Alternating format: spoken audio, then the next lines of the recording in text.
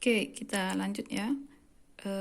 Kemudian selanjutnya persoalan yang berikutnya adalah bagaimana menggunakan metode numerik yang paling sederhana untuk mencari akar persamaan dari suatu fungsi ya. Jadi akar persamaan dari suatu fungsi tadi itu akan bisa menghasilkan nilai 0 pada fungsi tersebut ya. Misalkan terdapat fungsi fx ya. Nah, di mana kita akan mencari nilai x yang bisa menghasilkan fungsi fx tadi nilainya sama dengan 0. Oke.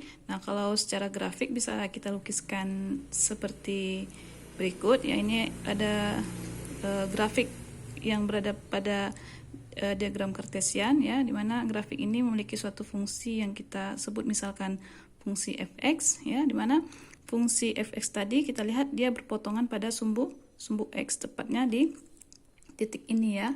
Nah, jadi di titik ini grafik ini berpotongan pada sumbu x, berarti di titik ini nilai x akan menghasilkan fungsi fx tadi sama dengan 0 ya. Jadi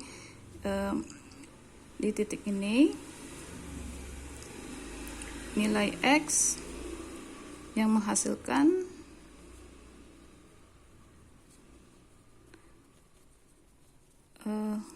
fungsi fx tadi sama dengan 0 ya. Nah, dalam metode numerik kita akan mencoba mencari teknik yang paling umum ya, dimana untuk fungsi apapun bentuknya, baik itu fungsi kuadrat, fungsi sinus, ya, ataupun fungsi-fungsi sulit yang lainnya, itu akan tetap punya strategi ataupun metode penyelesaian yang sama ya.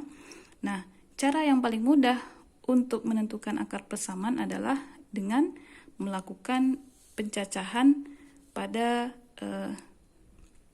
pencacahan nilai yang kita batasi dari suatu titik ke titik yang lainnya ya. Artinya kita menentukan ataupun menebak suatu nilai awal dan nilai akhir dari fungsi tersebut ya. Misalkan pada grafik ini kita akan memberikan batasan nilai awal, misalkan di sini saya kasih batasan nilai A, kemudian saya kasih lagi batasan nilai B ya. Tentunya kita akan mencari akar persamaan dari fungsi ini dengan melakukan perhitungan dari nilai pada batas A dan batas B ya. Jadi misalkan A ini adalah 1, batas awalnya saya kasih 1, batas akhirnya saya kasih 2, maka kita akan mencoba ataupun menerapkan nilai antara A dan B ini ke dalam fungsi fx, sehingga kita temukanlah pada x berapa yang akan bisa menghasilkan nilai fx tadi sama dengan 0. Oke. Nah, dengan menentukan batasan nilai awal dan batasan nilai akhir, metode ini biasanya kita sebut dengan metode tertutup ya. Jadi metode tertutup itu memiliki karakteristik adanya batasan nilai awal, adanya batasan nilai akhir ya. Jadi artinya kita akan menebak kira-kira berapa batasan nilai awal dan berapa pada batasan nilai akhir. Nah, tentunya untuk menebak batasan awal dan batasan akhir itu tidak sembarangan atau tidak asal memasukkan nilai. Tentunya ada suatu syarat yang harus dipenuhi, yaitu jika nilai f ya, kita masih menggunakan nilai f fungsi fx ya. Jadi kalau kita ingin menebak suatu nilai batasan awal itu berapa dan batasan nilai akhir itu berapa, sehingga kita bisa menemukan akar persamaan dari suatu fungsi, maka syarat yang dipenuhi adalah